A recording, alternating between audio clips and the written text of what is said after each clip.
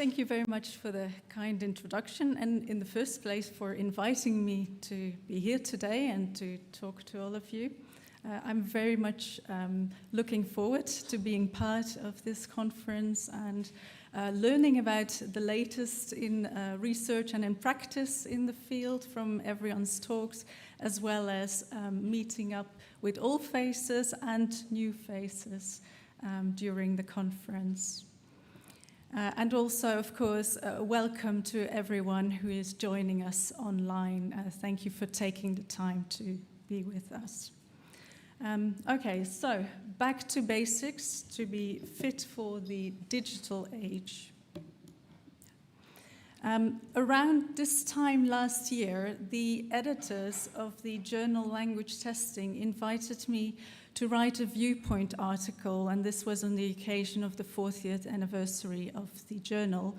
And the article was intended to cover key opportunities and challenges for our field of language testing and assessment. And as I was working on that article last summer, I was reflecting on a wide range of issues in our field, but at the same time I was each time coming to the conclusion that what was underlying the issues and the opportunities were three fundamental questions. What are we testing, how are we testing, and why are we testing? And so despite the many valuable innovations and improvements in language testing research and practice, I think these three questions really are at the core, and their answers at the core of all the work we do in the field. So in this talk, I will argue that being fit for the digital age also means keeping these at the forefront of what we do. So guided by the three questions, I will discuss and illustrate the role of technology in language testing and assessment, and its opportunities, the advancements that technology brings, but also the challenges of technology. So let's start with what are we testing? And actually the very first question is probably what should we be testing? As you all know, it is vital that we define what it is we want to measure, that we identify that, basically our construct of interest in our assessments. And we also know that these constructs differ between contexts. For example, in a university context, it might be reading for study purposes. In a business context, it might be oral negotiation skills. In a private context, it could be taking a phone message and passing it on to a family member, and so on. Now, in terms of language use in the digital age, I think I'm sort of stating the obvious when I say that technology is a medium for language representation and production. We read on screens, we talk through software programs, we wear headsets. I think essentially the average person with technology has access to a larger volume of language now, language uses, language domains, speakers, and so on. Secondly, technology is also, with technology, the nature of our language use is evolving. Think, for example, of new genres like chat messaging. Email writing has been around for quite some time, but also think about the way technology is changing our language processes. For example, computer-based writing with all the software functionalities actually gives a much more messy text structuring process, editing process, and so on. And then we're not even talking about the impact of AI on the way we might construct text. Language use has also been multimodal to some extent, but with technology, the frequency and the extent of multimodality of our language use is also increasing quite dramatically. And then technology is also scaling up and increasing the accuracy with which we can describe language use in the real world. Many of you will be familiar with Corpus linguistics, I assume, so the collection and analysis of large volumes of written and spoken language in machine-readable formats, which helps us to gain insights into real-world language use. And just to give perhaps a rather silly example, we know from the British National Corpus, which was collected in the 1990s, that things in the UK were marvellous, with the word occurring 155 times per million words in that corpus. However, by 2014, when there was the new version of the British National Corpus, marvellous only occurred 2 times per million words by that point. And so it might not be the most crucial word to target in a vocab test these days, because nowadays in the UK, everything is just awesome. And just this silly example, as I said, but the point is, so corpus technology has really enabled and is enabling us to gain more insights into, for example, lexicogrammatical aspects of language, semantic aspects, pragmatic aspects, and allows for all sorts of analyses and measures. But there are also some challenges related to target language use domain descriptions. I think it is fair to say that in the majority of cases, we are still working within a predominant paradigm of standard language and language separability. And while on the one hand, things like English as a lingua franca, World Englishes have been on the agenda for quite a long time by now, and we have mediation in the CFR, we would definitely still benefit, I believe, from, for example, engaging with insights that are gained on heritage language, translanguaging, and so on. And that means that it's really crucial that as a field, we do continue to engage firmly with the insights that are being gained in broader areas of applied linguistics. Because the question is, what language use and whose language use is represented in our domain descriptions at the moment, or even more crucially, what language use and whose language use is not represented in those. And so that also holds for our online language users, because, for example, corpora AI systems draw on what is available often in online formats, and so what is not represented online is one of the challenges. What are we missing out? Now, when we are measuring and when our aim is to do that in a language use, to do that in a comprehensive and a relevant manner, because what we want to avoid is that we're only representing part of the construct or that we are measuring something that is irrelevant to the construct of interest. But how do we know what it really is we are testing with our instruments? Well, one way to find out could be look at test specifications if they are available, ask item writers, and so in that manner you gain insights into what is intended to be tested. We could also ask experts or the test takers themselves, and in that manner we gain insights into people's perceptions of what is being tested. With corpus and natural language processing type of analyses, we can gain insights into the products, the performances of the tests. But if we really want to know what we are testing, we want to know what the process is of completing a language test. And technology has played a very supportive role in gaining more insights here. For a couple of decades, for example, we've been able to video and audio record test takers thinking aloud as they are completing a test. But more recently, other technologies are informing our insights. I'm thinking, for example, of keystroke logging for research on the testing of writing. There's examples of the work by Andrea Reves, Maria Michel on IELTS and on TOEFL with keystroke logging.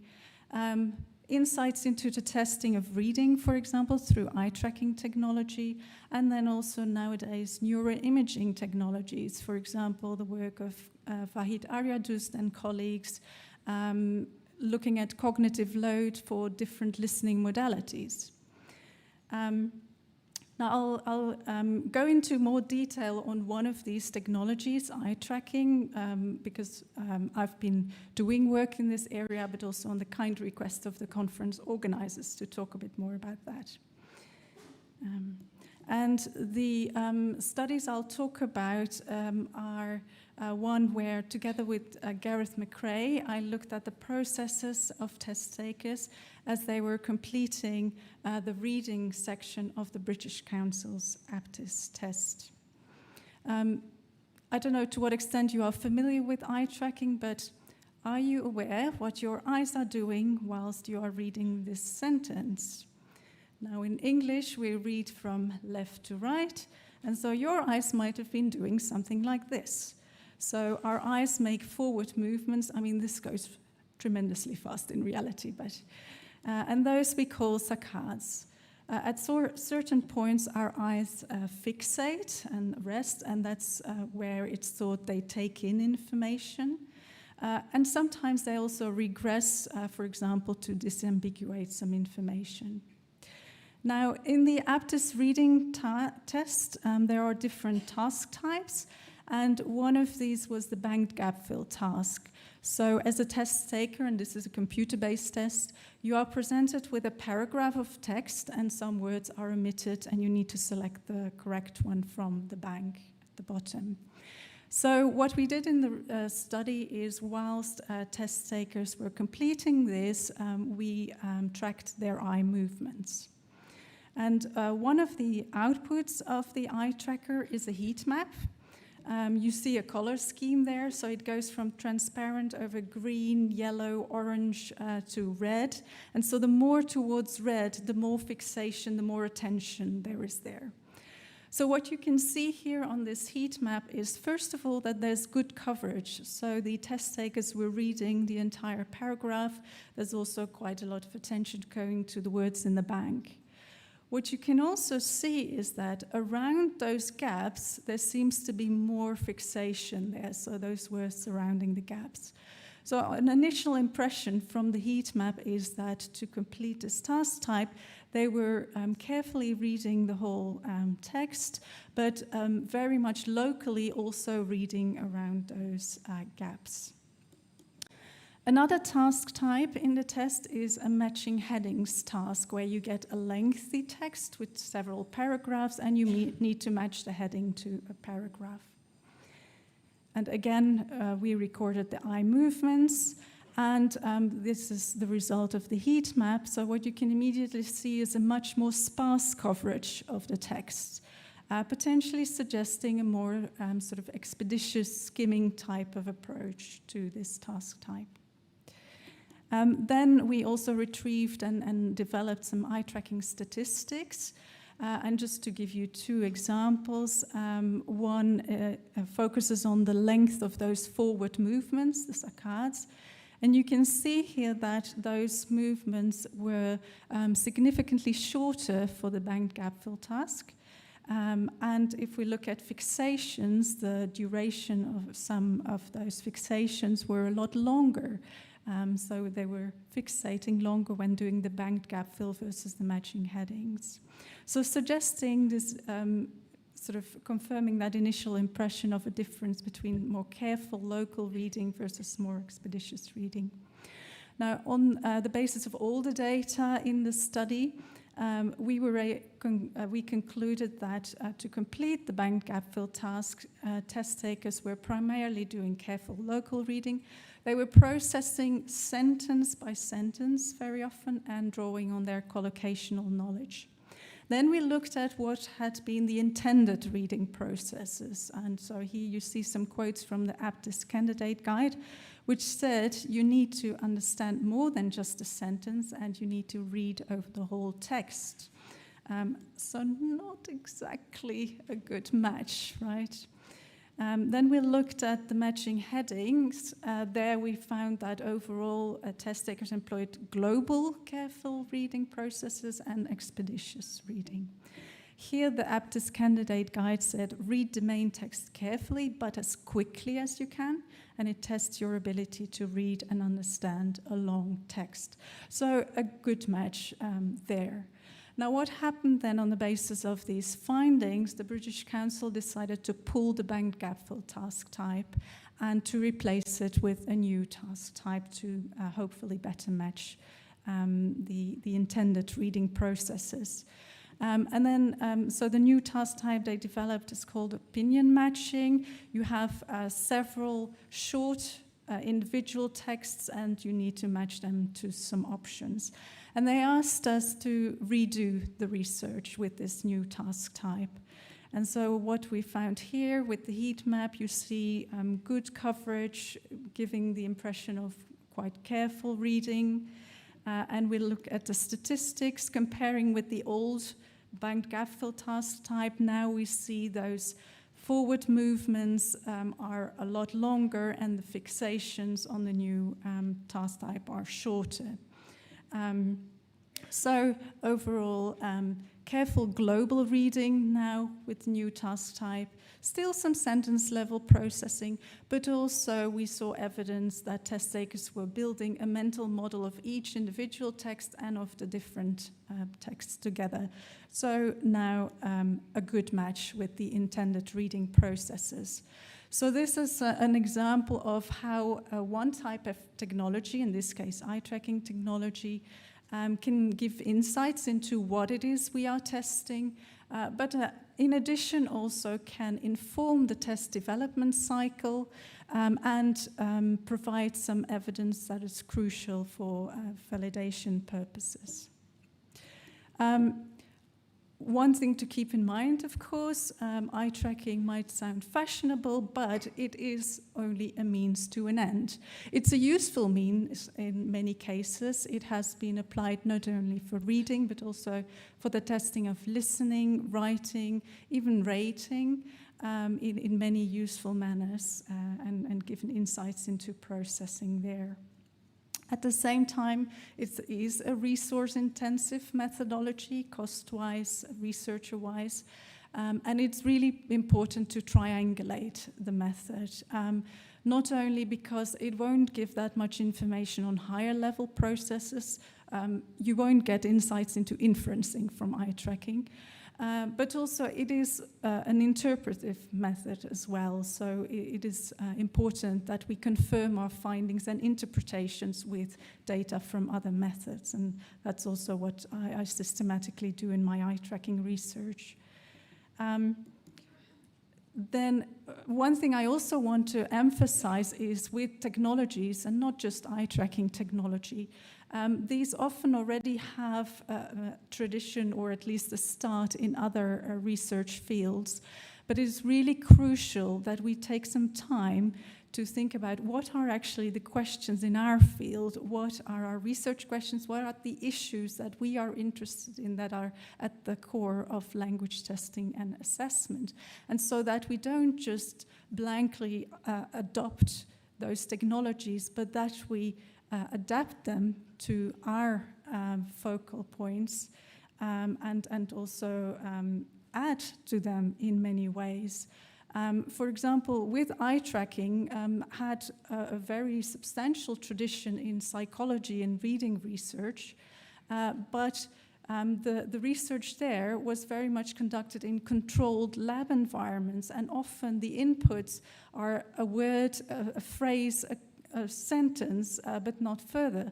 Whereas in language testing, we are interested in issues of authenticity, lengthy text, and we have very complex input. So, for example, this is what we are dealing with as language testers. We have an instruction, we have a text, we have a task, we have items, So there's a lot more going on than what happens with an input in a psychology experiment typically.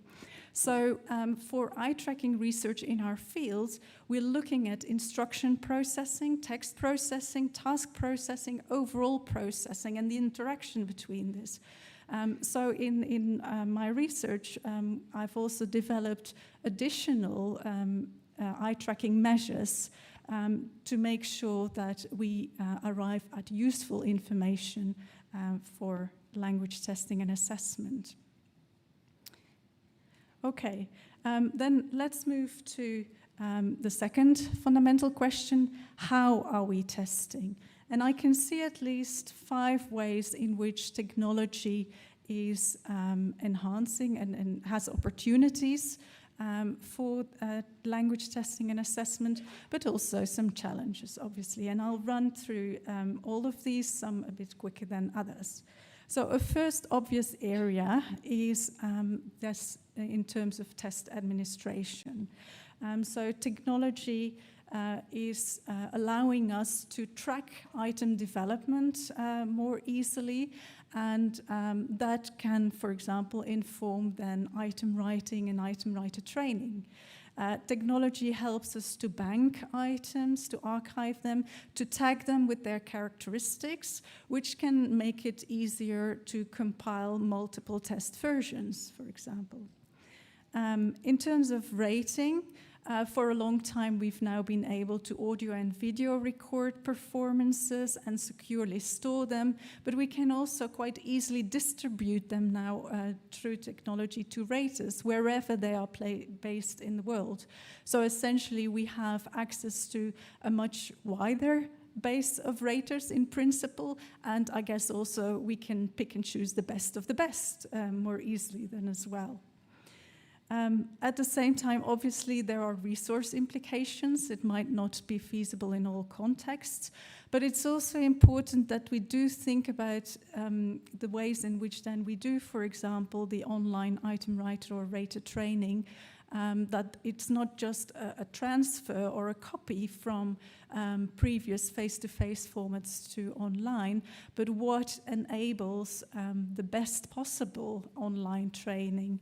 And there's some research, for example, that has identified some issues with that. It's also, and I think it's quite important that we think at this point in time in particular around how do we create those communities of practice for item writers and raters in the online environment, because the communities of practices have shown to be so crucial for the language assessment literacy of item writers and raters and for the quality of work they deliver at the end of the day as well. Second area where technology is now helping us is the generation of items. And for a considerable amount of time, I think many item writers have already been drawing on language corpora, particularly in sort of testing of English language, with a wealth of corpora now being freely available as well. And then, of course, now there's AI-based item generation. Now, can I ask, show your hand if you've tried ChatGPT to create some language test items? Yeah, quite a few people, great. So on a wintry, rainy, typical, dreadful Lancaster afternoon, my colleague Luke Harding and I got a bit excited and experimented with ChatGPT-3. And at first we asked to generate a typical multiple choice vocabulary item, and it came up with something pretty decent, to be honest. Then we thought, okay, Luke said, let's try something a bit more complicated, and he prompted to generate an 800-word text on a general academic topic and 6 reading comprehension questions at the B2 level. And so within 10 seconds, we got funny enough, a text on the impact of technology on education. Yeah, it can read our mind, apparently. But to be honest, a pretty decent text, interesting to read, very well structured, perhaps a bit too well structured in a way, and also, yeah, appropriate for B2 level, we would say. It also generated 6 questions, multiple choice questions, but you wouldn't have been happy if an item writer delivered those, I think. So, for example, the first question, the correct answer occurs literally in the very first sentence of the text. The distractors aren't particularly exciting either. In the second item, 2 of the distractors essentially mean the same thing. The correct answer is twice as long as the other options, and again is literally overlapping with a sentence in the text. Now then we thought, okay, or Luke thought, let's try something that's much more a controlled item writing format. What about a Ctest? So, prompt, create a Ctest using a 200-word text about zebras. And it came up again with a pretty decent text. And then it came up with the Ctest that looked nothing like a Ctest. So it had omitted 5 words in the text and given them a number. But you can train the AI system. So we said this looks more like a closed test. A Ctest is usually paragraph length text in which the second half of every word is deleted. Can you try to do it again? And then it came up with this. Yes, there were some deletions now, but definitely not the second word everywhere and just randomly in the middle of words. So, oh no, okay. Let's make it really explicit now and just give an exact example of a Ctest. So we gave an example. Can you try again, please? And it came up with this. Okay. So we got to more frequent deletions, but still in the middle of words, and we weren't getting there. We got frustrated. We gave up. But you can try and train further. But essentially, AI-based item generation, as we know from some existing research and some organizations or companies who have been experimenting more with it, can help with the generation of texts, items, and who knows, rating criteria. We did actually try that as well. That was absolute gibberish. Nothing like rating criteria. But not without a human prompting, and that prompting is really quite a skill. You need to have good insights into genres, styles, and so on. And also, as the sort of recent existing research has shown, you also need human evaluation of the outputs for all sorts of reasons, quality reasons, but also fairness reasons or bias reasons, and so on. Then a third area where technology is helping us with how we are testing in a way, ironically or funny enough, is technology is allowing us to measure technology-mediated language use. For example, in a project that my colleague Judith Kormosch and I are working on at the moment, we are developing multimodal tasks, specifically focusing on the construct of viewing to write. And we are trying to do that in such a manner that, in principle, classroom teachers could also develop those tasks. So we've restricted ourselves to only using standard Microsoft Office packages and only freely available, copyright-free visual pictures and so on. And here you can see some screenshots from one of our task types, a video cast, in which 2 experts are discussing a topic. You might recognize some of these people. As you are, as a test taker, watching the experts talk about the topic, you see their natural gestures, like I'm doing here at the moment. You can see the graphs they are drawing in to support their viewpoints, visuals that relate to what they're talking about, and so on. And to be honest, even 5 years ago, I think we would have struggled to develop these task types. There was just a lot less available free, copyright-free as well as the functionalities of standard Microsoft Office packages were also still much more limited. So it's going fast, these sort of enabling mechanisms of technology nowadays. Then the fourth area is in the delivery of tests. I don't want to say too much about this. I think we're all familiar with computer-based online at-home testing, remote proctoring since the pandemic in particular.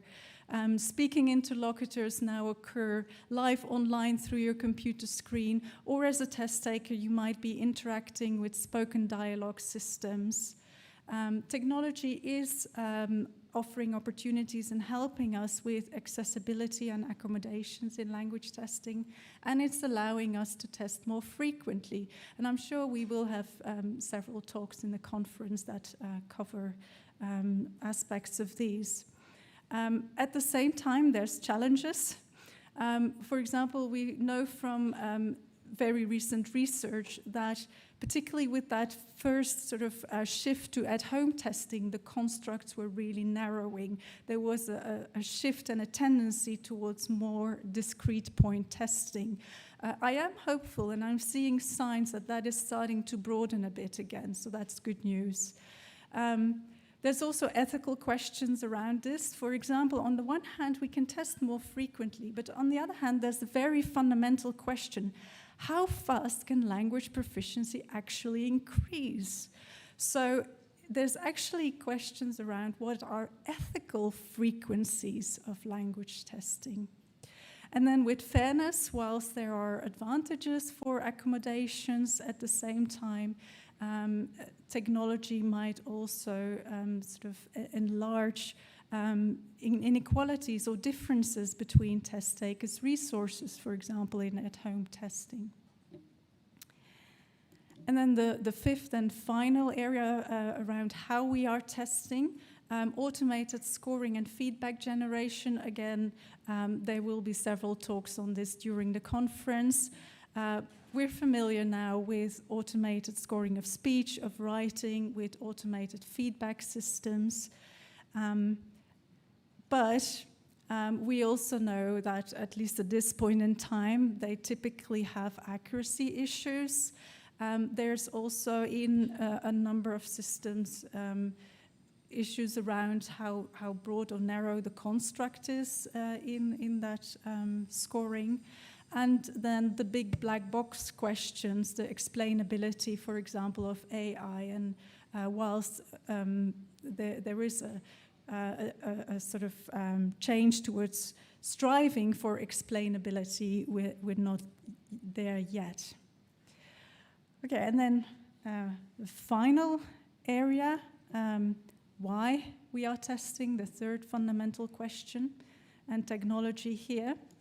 When we think of why we are testing, I guess the question that comes to mind quite immediately is, for what purpose are we testing?